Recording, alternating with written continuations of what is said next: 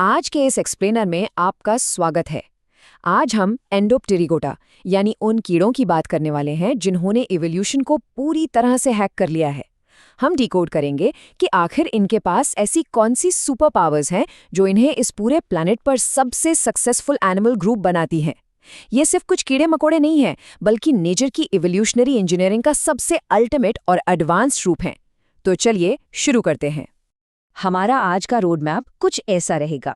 हम शुरुआत करेंगे इन कीड़ों की सफलता के सबसे बड़े सीक्रेट से और फिर इनकी प्रमुख ऑर्डर्स की खासियतों को एक्सप्लोर करते हुए आखिर में देखेंगे कि भारत जैसे मेगा डाइवर्स रीजन में इनका इकोलॉजिकल और इकोनॉमिक इम्पैक्ट कितना विशाल है। तो बिना किसी देरी के सबसे पहले बात करते हैं the secret to insect success की। आखिर इनका इवोल्यूशनरी चीट कोड है क्या? इसे समझने के लिए हमें निश पार्टीशनिंग को समझना होगा। सोचिए, एक लार्वा सिर्फ पत्तियां खा रहा है, बिल्कुल वैसे ही जैसे कोई बच्चा सिर्फ पिज्जा खाना चाहता हो। लेकिन जब वो अडल्ट बन जाता है तो वो सिर्फ फूलों का रस पीता है, जैसे कोई बड़ा इंसान हेल्दी सलाद खा रहा हो। इसका फायदा क्या है? एक ही प्रजाति के बच्चे और बड़े कभी भी खाने या रिसोर्सेज के लिए आपस में नहीं लड़ते, और यही वजह है कि ये बिना किसी इंटरनल कंपटीशन के इतनी तेजी से पनपते हैं। और ये कमाल का डाइट सेपरेशन पॉसिबल कैसे होता है? इसका जवाब है होलो मेटाबॉलिस डेवलपमेंट, यानी पूरी तरह से काया पलट। अंडा, लार्वा, प्यूपा और फिर एक अडल्ट। सबसे अमेजिंग बात यह है कि इनके पंखों का विकास प्यूपा के अंदर एकदम सेफ एनवायरनमेंट में होता है। पुराने कीड़ों के पास ये एडवांस्ड मैकेनिज्म नहीं था, और यही चीज इन्हें बाकियों से मीलों आगे ले जाती है। अब आते हैं हमारे अगले ग्रुप पर, कोलियोप्टेरा। इन्हें आप नेचर के आर्मर टैंक्स भी कह सकते हैं। आपको जानकर शायद हैरानी होगी कि धरती पर मौजूद सभी ज्ञात कीड़ों में से लगभग 40% सिर्फ यही हैं। इनकी सबसे बड़ी सुपर पावर है इनका बिल्ट इन आर्मर, जिसे इलीट्रा कहते हैं। ये असल में इनके आगे के पंख होते हैं, जो एवोल्यूशन के दौरान सख्त होकर एक शील्ड में बदल गए हैं। इसी आर्मर की वजह से एक बीटल बिना अपने नाजुक पिछले पंखों को डैमेज किए पानी में डाइव लगा सकता है या फिर किसी सख्त लकड़ी के अंदर सुरंग बना सकता है। लिटरली एकदम टैंक जैसी प्रोटेक्शन। इस ग्रुप में आपको एक से बढ़कर एक डाइवर्स फैमिलीज मिलेंगी। उदाहरण के लिए डाइटिसिडे फैमिली को ही ले लीजिए, जिनके पैर स्विमिंग के लिए मॉडिफाई हो चुके हैं और ये पूरी तरह से जलीय हैं। या फिर कॉक्सिनिलिडे, जिन्हें हम प्यार से लेडी बग्स कहते हैं। ये छोटे से लेडी बग्स हमारे किसानों के सबसे अच्छे दोस्त हैं, क्योंकि ये फसलों को बर्बाद करने वाले एफिड्स को खाकर एक बेहतरीन बायो कंट्रोल का काम करते हैं। चलिए अब एक क्विक रैपिड फायर सवाल। मेलोडे फैमिली, जिन्हें ब्लिस्टर बीटल्स भी कहा जाता है, अपने बचाव के लिए कौन सा खास केमिकल रिलीज करते हैं? अगर आपने सिस्टमैटिक्स पढ़ी है तो आपको तुरंत पता चल गया होगा कि इसका जवाब है कैंथेरिडिन। जब भी इन्हें खतरा महसूस होता है तो ये अपनी बॉडी से रिफ्लेक्स ब्लीडिंग के जरिए ये केमिकल निकालते हैं, जिससे शिकारियों के पसीने छूट जाते हैं। Moving on to Lepidoptera. ये है हमारे आसमान के एरोडायनामिक मास्टरपीस, यानी हमारी खूबसूरत तितलियां और पतंगे। इस ऑर्डर के नाम का ही मतलब होता है स्केल विंग या शल्क वाले पंख। अगर आप इनके पंखों को बहुत करीब से देखेंगे तो पाएंगे कि ये छोटे छोटे ओवरलैपिंग स्केल्स से ढके होते हैं, जो इन्हें बेहतरीन रंग देने के साथ साथ इनका बॉडी टेम्परेचर भी मेंटेन करते हैं। और इनका मुंह, वो अब एक कॉइल्ड स्ट्रॉ या प्रोबॉसिस में बदल चुका है। पत्तियों को चबाने वाले लार्वा से लेकर फूलों का रस पीने वाले अडल्ट तक का ये ट्रांसफॉर्मेशन सच में माइंड ब्लोइंग है। इनकी डाइवर्सिटी देखिए। एक तरफ स्विंगिडे फैमिली के हॉक मॉथ्स हैं, जो हवा में एकदम हमिंग बर्ड की तरह सटीक होवर कर सकते हैं, और दूसरी तरफ नॉक्टोइडे फैमिली है, जिनके पास ऐसे कमाल के टाइम्पेनल ऑर्गन्स होते हैं जो रात में शिकार करने वाले चमगादड़ों के सोनार को भी डिटेक्ट कर लेते हैं। ये किसी हाईटेक फाइटर जेट के रडार सिस्टम से कम नहीं है। एक और मजेदार सवाल, क्या आप बता सकते हैं कि निम्फेलिडे फैमिली की तितलियां चलने के लिए अपने कितने पैरों का इस्तेमाल करती हैं? सोचिए, इसका जवाब है सिर्फ 4।